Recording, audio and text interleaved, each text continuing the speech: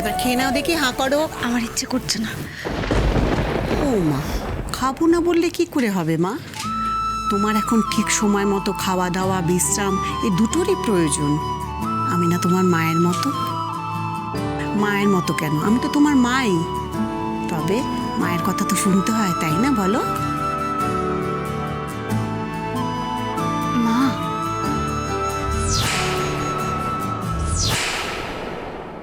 কি হলো? কি এত ভাবছো? না, হাঁ করো, খেয়ে নাও, খেয়ে নাও, হাঁ করো। এই তো লক্ষ্মী মেয়ে। আপনাকে না আমার খুব কাছের কারোর মতন লাগে, খুব চেনা কারোর মতন। মা তো চেনা হবেই রে মা। আসলে কি জানো তো, সব মায়েরাই কোথাও গিয়ে এক হয়, আর তাদের সন্তানরা তাদের প্রাণ। এই যেমন সম্রাট, সম্রাট আমার প্রাণ। ওর জন্য আমি সব কিছু করতে পারি, সব কিছু। আমার জন্যেও তো আপনি অনেক কিছু করছেন। আমার তো কিচ্ছু মনে নেই, আমার কোথায় বাড়ি, কোথায় পরিবার। আপনারাই তো আমায় আপন করে নিলেন।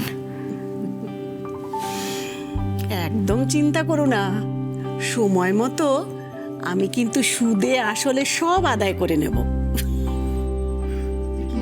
এ কি, আপনি এখনো এখানে? ঘুমোতে যাননি? কাল সকালে তো আমাদের বেরোতে হবে। কোথায়? সম্রাট যে কথা দেয় সে কথা রাখে। কাল আপনার মেয়ের সঙ্গে দেখা করতে যাবেন না? সত্যি? সত্যি।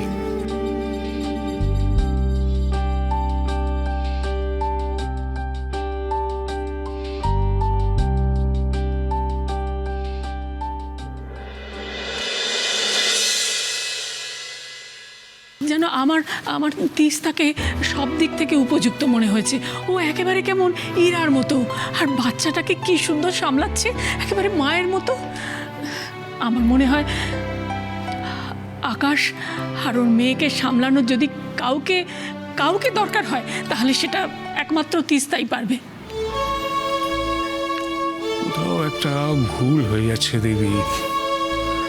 আর তাছাড়া এই তিস্তা আর আকাশের মধ্যে বয়সের বিশাল ফারাক, সেটা তো একবার ভাবতে হবে। না না না দেবী, আমি এটা কিছুতেই সমর্থন করতে পারছি না। তিস্তা হয়তো ইরাবতীর কথা ভেবে রাজি হয়ে গেছে, কিন্তু না না দেবী, এ বিয়ে হতে পারে না। তুমি হয়তো ঠিকই বলছো, ওদের বয়সের ফারাক আছে, কিন্তু তাতে অসুবিধাটা কি? আচ্ছা দেবী, তোমার কি মনে হয় আকাশ এই বিয়েতে রাজি হবে? ও কোনোদিন কাউকে ইরাবতীর জায়গাটা দিতে পারবে? একবার ভাবো তো, যে ক্রমাগত অবহেলা সহ্য করতে করতে তিস্তার জীবনটা কিরমভাবে শেষ হয়ে যাবে।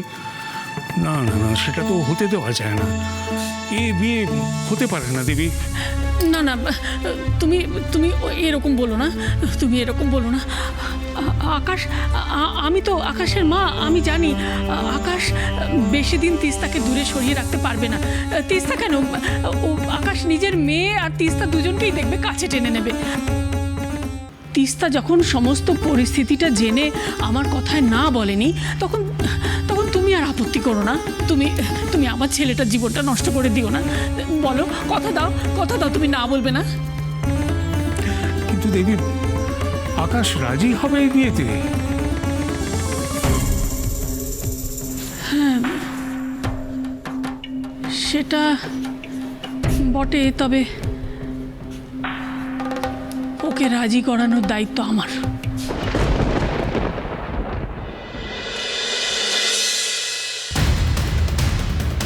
কি শুনছি আমি? বড় মা তিস্তার ব্রুয়ের বিয়ের কথা ভাবছে। তিস্তা, বলছি কি ভাবলে? বড় মাকে কি বলবে? তোমার তো দেখছি খুব উৎসাহ। তা তো হবে। বলো না প্লিজ, কি ভাবলে বলো, বড় মাকে কি বলবে? তুমি কি শুনতে চাও? তুমি যা বলতে চাও। আমি তো ভাবছি না বলবো। কেন না বলবে কেন? ও আচ্ছা, তোমার পড়াশোনার জন্য। ঠিক আছে, তোমাকে আমি কথা দেব, আমি ওকে ঠিক সামলে নেব। ও তো তোমার একার না, আমারও তো কিছু রেসপন্সিবিলিটি আছে নাকি? বৌদি তো আমাদের কথাটা ব্রোকে জানানোর আগেই চলে গেল। ভাবো তো, বৌদি এটা শেষ ইচ্ছা ছিল, আর সেটাই আমরা ফুলফিল করতে চলছি। সত্যি দির স্বপ্ন পূরণ হচ্ছে, কিন্তু দি নেই।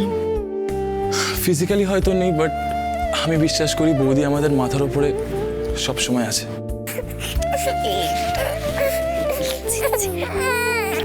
খুব তাড়াতাড়ি তোর মাসি এবার কাকিমা হতে চলেছে। এই প্লিজ কাকিমা বলো না। তার মানে তিস্তা বুঝতেই পারেনি যে বড় মা ওর আর ব্রোয়ের বিয়ের কথা বলেছে। ও তো ভাবছে বড় মা ওর আর নীলের বিয়ের কথা বলেছে। না না, আমাকে আমাকে যেভাবেই হোক তিস্তাকে সবটা জানাতেই হবে।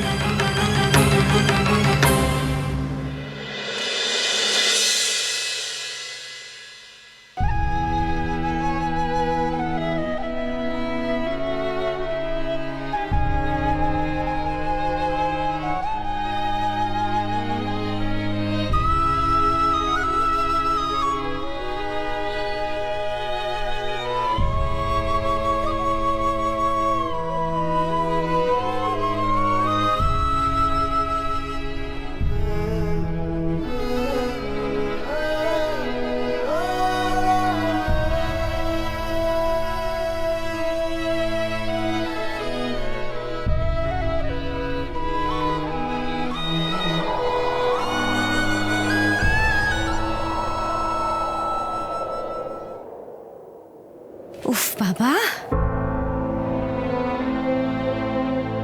তোমার দ্বারা যদি একটাও কাজ হয়েছে। ছবিগুলো ফেললে তো?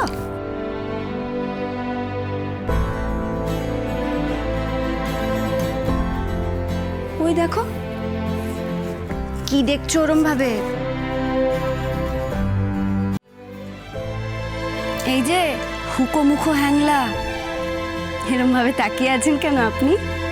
তুমি আমাকে ছেড়ে চলে গেছিলে কেন? আমি তো তোমায় ছেড়ে যাইনি, আমি তো তোমার কাছেই আছি। এই তো তোমার সামনে। না, তুমি আমার ছেড়ে চলে গেছো। এটা কখনো হতে পারে? আমি তোমায় ছেড়ে যেতে পারি? আমি সব সময় তোমার কাছে আছি, তোমার মনের ভেতর।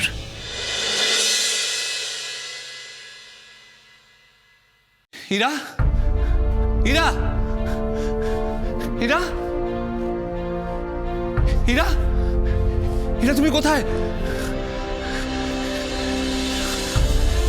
ইরা, ইরা,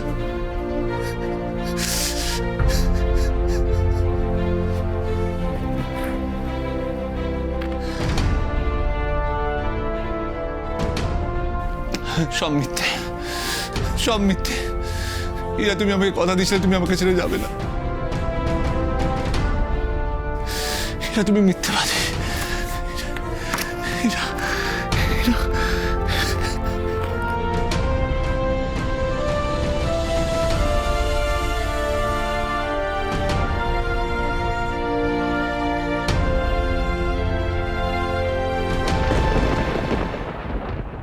তোর এই বিয়েতে কোনো আপত্তি নেই তো?